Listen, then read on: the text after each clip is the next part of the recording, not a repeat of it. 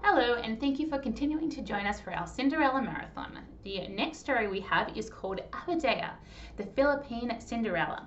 It is adapted by Myrna J and is illustrated by Yushan Ten. Once upon a time, in the islands called the Philippines, where sea stars bloom in a shimmering emerald sea, there lived a fisherman named Abak, his wife Abadeha, and their beautiful daughter Abadeha. Underneath a happy sun and graceful coconut palms, the house where they lived was a castle of joy for little Abadeha.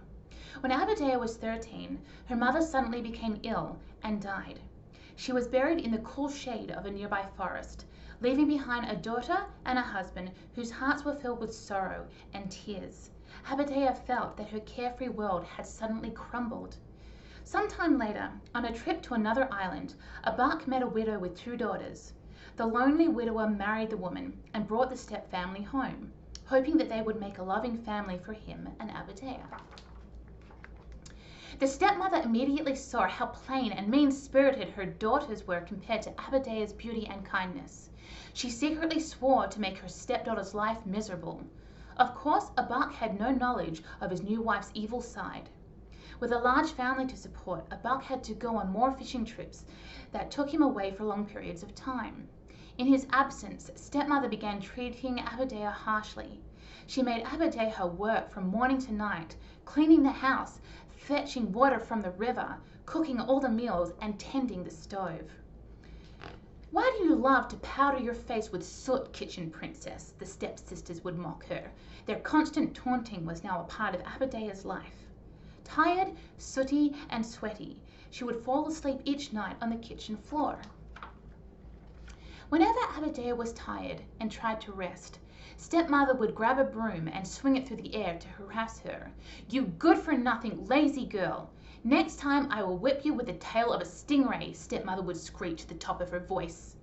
One morning, while Abadeha was scouring clay pots in the kitchen, stepmother threw 2 handkerchiefs at Abadeha's face and ordered, "Wash these 2 handkerchiefs until the white one turns black and the black one turns white.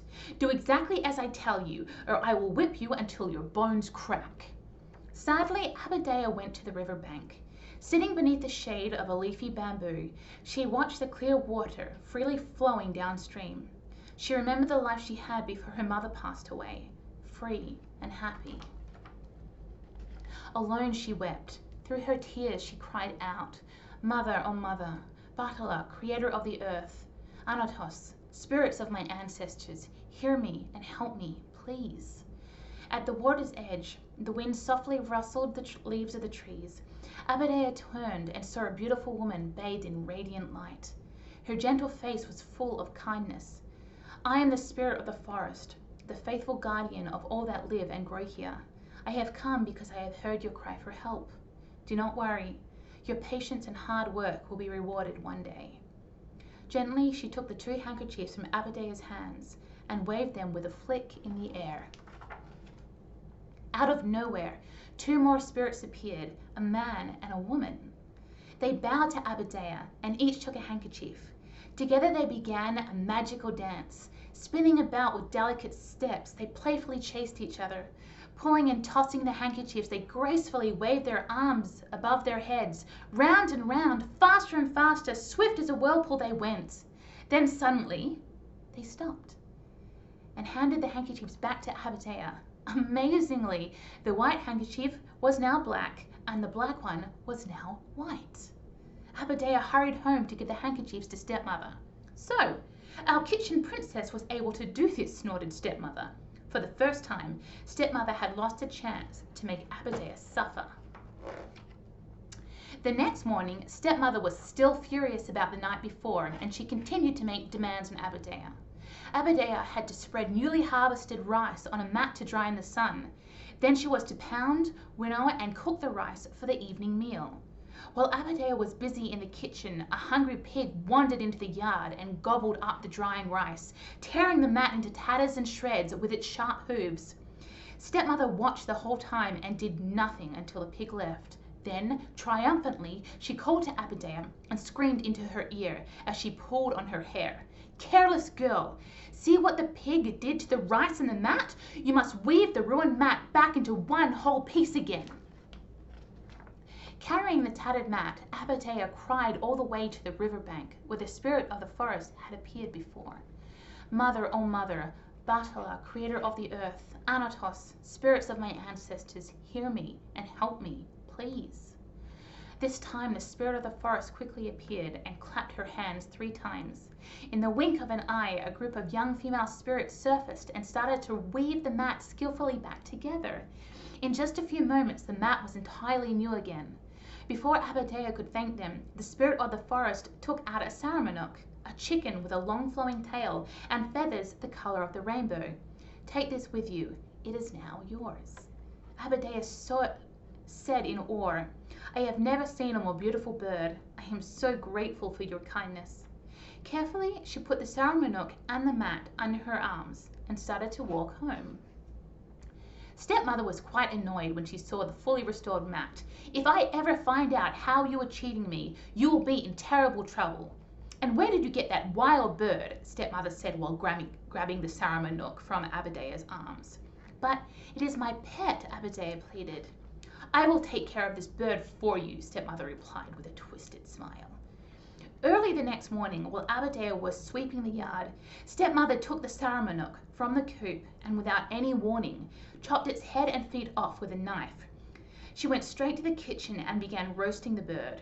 As Abadeha came to the kitchen and saw the lifeless feet of the Saramanuk, she began crying bitter tears. Stepmother said maliciously, This bird is big and fat.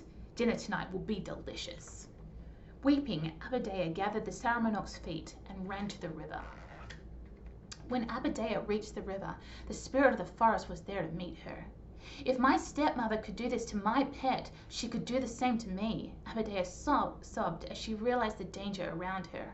Tenderly, the spirit spoke. Do not be afraid, my child.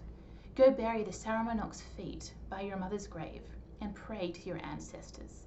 Obediently, Abadeha did what she was told, and she planted a little garden around her mother's grave. Then she knelt down and prayed.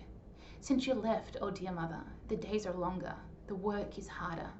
My tears are flowing like a river. If I could touch you in my heart, I would be stronger. As if heaven was answering her prayer, a warm, gentle rain began to fall and wash away her tears.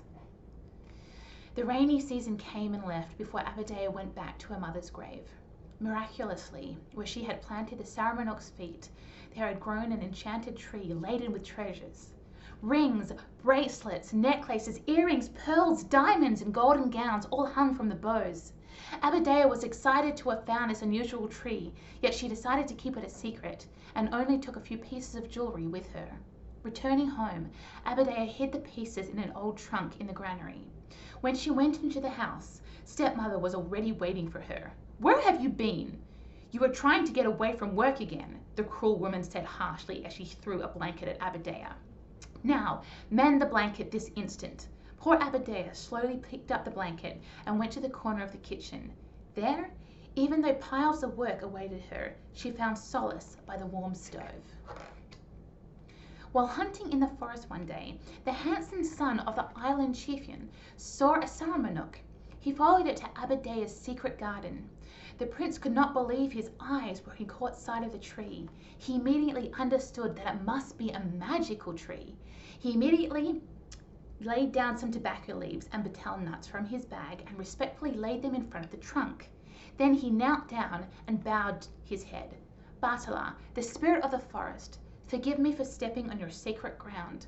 Please accept my humble offerings and allow me to receive one of your precious gifts from the tree. The prince picked a ring from a branch and slipped it onto his finger. That evening at home, the prince's finger began to swell. He called out to Datu, his father.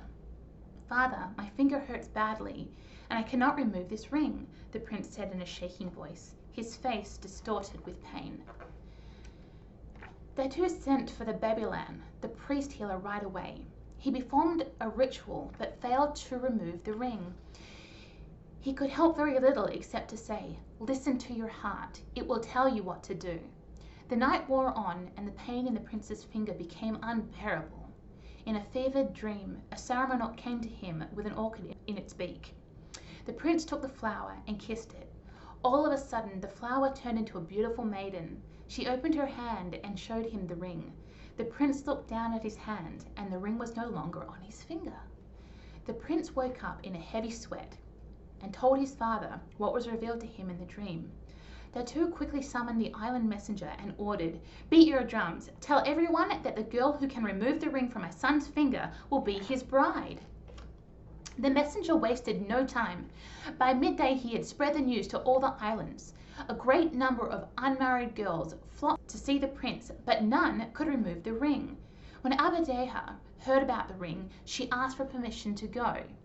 "You do not deserve to see the prince. Your place is in the kitchen." Stepmother pushed Abadeha inside and locked the door. As stepmother lay down on a hammock for a nap, the spirit of the forest appeared and unlocked the door. "The prince is waiting for you," she told Abadeha with a smile. "Go now and see him." Abadeha's stepsisters were at the prince's royal house when she arrived. "How dare you come here?" the first one snarled. "Look at you! You are so filthy," the second one said with a glare. The prince heard the commotion and signaled, "Let her come near." Everyone looked on in disbelief as Abadeha, in her ragged clothes, approached the prince. Lovingly, she took the prince's hand and gently removed the ring from his finger. The prince was overjoyed and kissed Abadeha's hands. He exclaimed as he pressed her hands against his heart, "You are the one. Today you shall be my bride." All the people on the islands of the Philippines rejoiced at the wedding of Abadeha and the prince. Dancers, singers, musicians, poets, and magicians put on their best performances to celebrate the largest and merriest wedding anyone had ever seen. Abadeha wore the golden gown and the jewelry from the enchanted tree to her wedding. Hovering happily nearby was the spirit of the forest, Abadeha's very special guest, who only she could see. Abadeha's father came home just in time for the occasion. He was sad that Abadeha had to endure such suffering while he was away, but he was proud of her for her courage. As for her stepmother and her two daughters, the prince banished them to the chicken yard where they spent the rest of their lives. Abadeha and her prince shared their happiness and wealth with the people on the islands. They enjoyed a long life of harmony, peace, and love.